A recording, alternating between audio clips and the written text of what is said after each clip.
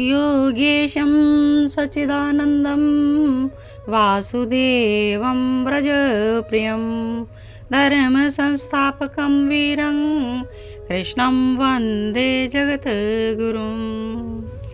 ओम श्री परमात्मने नमः। श्रीमद् भागवत महापुराण द्वादश स्कंद अध्याय 3। कलयुग के दोषों से बचने का उपाय। परम भागवत सुखदेव मुनि जी राजा परीक्षित से कहते हैं कि मृत्यु के मुख में जाने वाले राजा लोग जब अपने बल पौरुष से इस धरती पर विजय प्राप्त करने का स्वप्न देखते हैं, तब यह पृथ्वी उन पर यह सोचकर हंसती है कि ये मूर्ख भी एक दिन मुझ में समा जाएंगे। तो पिछले अध्याय में हमने श्रवण किया था कि जितने भी राजा हुए हैं उनका वंश वर्णन श्रवण किया था, वो सब के सब एक ना एक दिन समाप्त हो गए। तो एकमात्र प्रभु की शरण में ही जाना इस संसार से भवसागर से पार जाने का उपाय है। तो इसीलिए पृथ्वी ऐसे मूर्ख राजाओं पर हंसती है कि ये एक ना एक दिन मुझ में ही समा जाएंगे। वास्तव में यह शरीर मिट्टी ही तो है, जो मृत्यु के उपरांत मिट्टी में मिल जाता है। फिर भी मनुष्य इस पर गर्व करता है और सभी भौतिक पदार्थों पर अपना अधिकार जमाना चाहता है। हे राजन परीक्षित, यह शरीर तो पानी के बुलबुले की तरह है, जो पल भर के लिए अपनी चमक बिखेर कर नष्ट हो जाता है। वे ना जाने किस किस को जीतने की कल्पना करते रहते हैं, सारी पृथ्वी और उसकी संपदा को अपना बनाना चाहते हैं। उस समय वह यह भूल जाते हैं कि काल का चक्र उनके सिर पर हर पल मंडराता है। पृथ्वी कहती है कि बड़े बड़े वीर और उनके पुत्र मुझे जीतने आए और मुझे ज्यों की त्यों छोड़कर वहीं चले गए जहां से वो आए थे। वे अपने साथ मुझे नहीं ले जा सके, खाली हाथ यहाँ आए थे और खाली हाथ ही यहाँ से चलते बने। वे जीवन भर आपस में अपने लिए लड़ते मरते रहे, पर मिला क्या उन्हें? सभी मृत्यु के ग्रास बन गए। हे राजन परीक्षित, इस संसार में बड़े बड़े प्रतापी और महान पुरुष हुए हैं। वे सभी लोक में अपने यश विस्तार करके चल बसे। हे राजन, भगवान श्री कृष्ण की लीलाओं का गान सभी कष्टों और अमंगलों का नाश करने वाला है।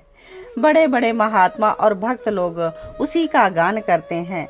जो भी भगवान श्री कृष्ण के चरण कमलों में अनन्य प्रेममयी भक्ति की लालसा रखता है, उसे नित्य निरंतर भगवान के दिव्य गुणों का श्रवण और कीर्तन करते रहना चाहिए।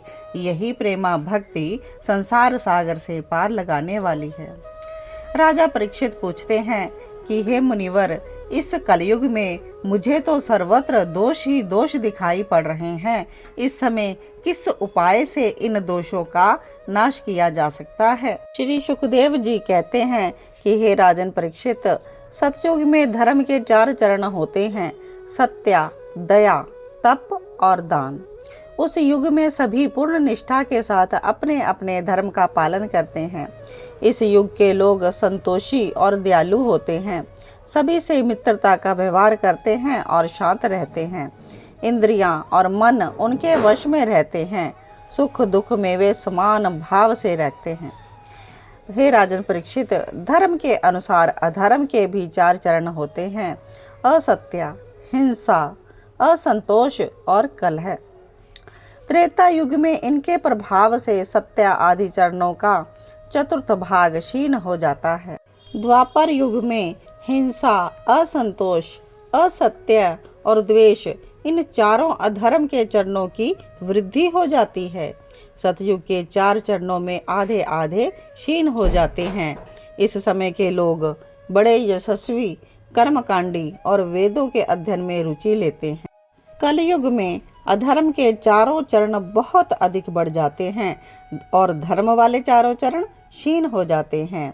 इसीलिए इस युग के लोग लोभी, दुराचारी और कठोर हृदय वाले हो जाते हैं।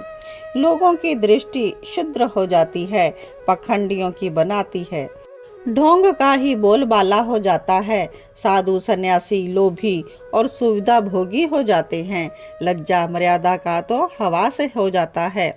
लोग लंपट और कामुक हो जाते हैं। बड़े बूढ़ों की कोई परवाह ही नहीं करता।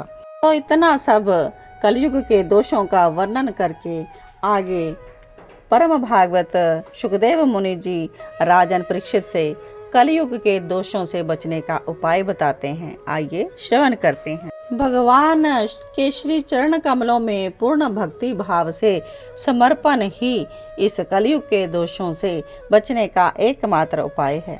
यदि कोई विवश होकर भी भगवान के नाम का उच्चारण कर लेता है तो भगवान उसका उद्धार कर देते हैं, उसके समस्त कर्म बंधन छिन्न हो जाते हैं और उसे उत्तम गति प्राप्त होती है। भगवान पुरुषोत्तम तो सभी जीवों के हृदय में विराजते हैं। उनके सानिध्य से कलयुग के सभी दोषों का नाश हो जाता है। भगवान के रूप, गुण, लीला, धाम और नाम के श्रवण संकीर्तन से भगवान स्वयं ही मनुष्य के हृदय में विराजमान हो जाते हैं। वे एक दो पापों की तो बात ही क्या, जन्म जन्म के पापों को पल भर में भस्म कर देते हैं।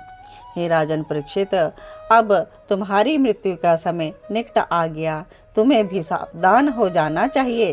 अपनी पूरी शक्ति से और अंतःकरण की समस्त वृत्तियों से भगवान श्री कृष्ण को स्मरण करते हुए अपने हृदय में बिठा लो।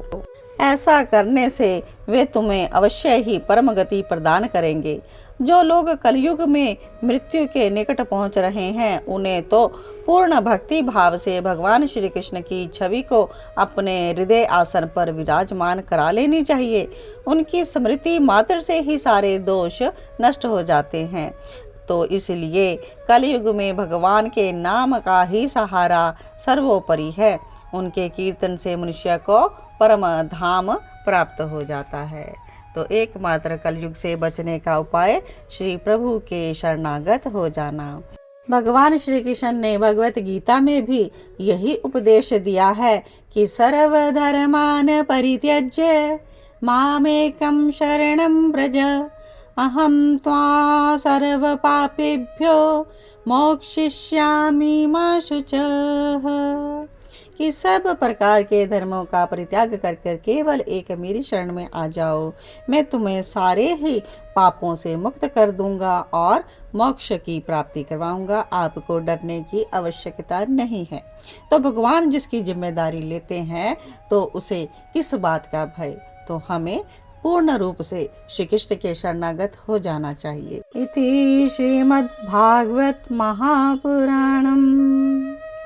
तो आज की कथा यहीं पर विश्राम लेती है, लेकिन आप सभी इस कथा को आगे अपने मित्रों में, प्यारों में, दोस्तों में और रिश्तेदारों में ज़रूर इसको शेयर करें ताकि सभी जन इस कथा से लाभ ले सकें। जय श्री कृष्णा, जय जय श्री राधे श्याम, जय जय श्री वृंदावन धाम की जय हो।